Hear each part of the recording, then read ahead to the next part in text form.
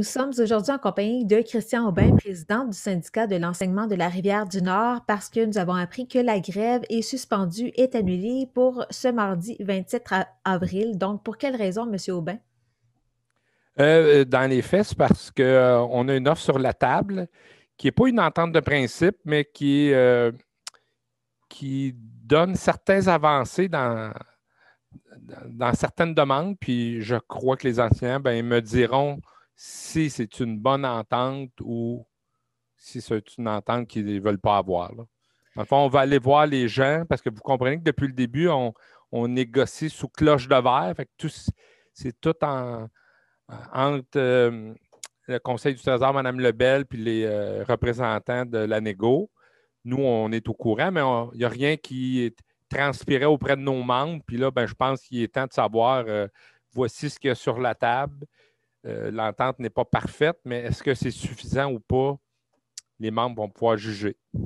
À quel moment pourront-ils le juger et prendre une décision? Le plus rapidement possible, mais là, vous comprenez qu'on a terminé ça vendredi. Là, il faut préparer certains documents. Naturellement, c'est des rencontres qui sont en virtuel. Fait que là, on a tout le côté confidentialité, c'est-à-dire que là, il faut envoyer des messages aux gens pour qu'ils s'inscrivent, pour qu'on soit capable de vérifier qu'ils sont bien membres du syndicat. Quand on est ceux qui sont membres, on envoie une clé qui est personnelle à chacun. Sinon, on aurait fait ça dans un auditorium. C'est facile de contrôler les gens, mais en virtuel, il y a un petit côté un peu plus complexe, là. On aimerait bien faire ça pour la semaine prochaine, parce que cette semaine, le temps de préparer les documents, je ne pense pas qu'on va y arriver, mais la semaine prochaine, je pense qu'on devrait avoir tout en main pour qu'ils puissent s'exprimer.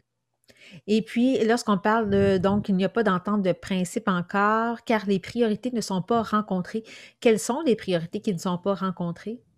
Ce qui manque beaucoup, là, puisque les enseignants trouvaient en début, là, on parlait souvent du salaire, mais ce qui revenait beaucoup, beaucoup, c'était la tâche, l'alourdissement de la tâche.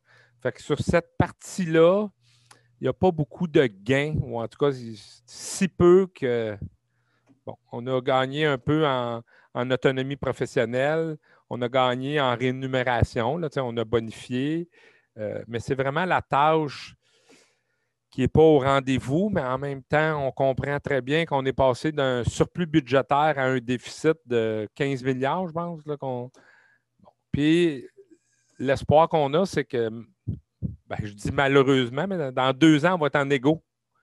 Donc, parce que la convention qu'on signe, c'est 3 ans, puis il y a déjà une année de passé. Fait que là, on se dit sûrement que le déficit va être moindre et qu'on pourra revenir peut-être plus fort sur la tâche. Et vous avez décidé aussi, donc, de ce qui revient à la première question, de suspendre la journée de grève, mais il y a d'autres moyens de pression que vous pouvez exercer, d'ailleurs, que j'ai lu dans le communiqué, maintenir les autres moyens de pression, mais quels sont-ils? Dans les faits, il y a le jeudi où on demandait aux enseignants de porter le chandail avec le logo. Il faut que ça change maintenant. Ça, c'était vraiment un message qu'on envoie, puis l'idée du regroupement, nous sommes ensemble là-dedans. Il y avait les journées pédagogiques où souvent dans les pédagogiques, la direction décidait qu'est-ce qu'on faisait. Puis là, on a dit on va travailler, mais c'est nous qui allons décider du travail qu'on va effectuer durant les journées pédagogiques.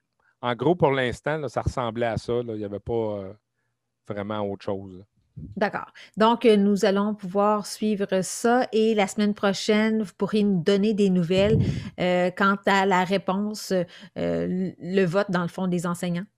Effectivement. Puis, il faut que les syndicats du Québec là, qui sont FSE aient leur réponse pour le 17. Le but, c'est que le 17 mai, on soit capable de se positionner si l'entente est acceptée ou refusée à la grandeur du Québec là, pour les syndicats de la FSE et non pas de la FAE.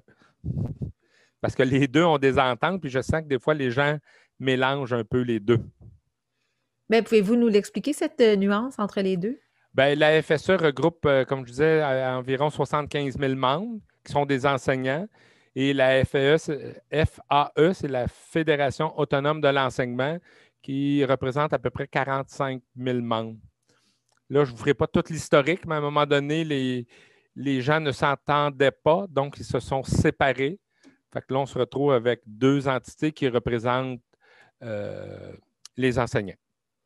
D'accord, merci pour cet éclaircissement. Merci beaucoup, Monsieur Aubin, d'avoir été Merci avec nous beaucoup. aujourd'hui. À la semaine prochaine. Oui, tout à fait, un rendez-vous. Merci.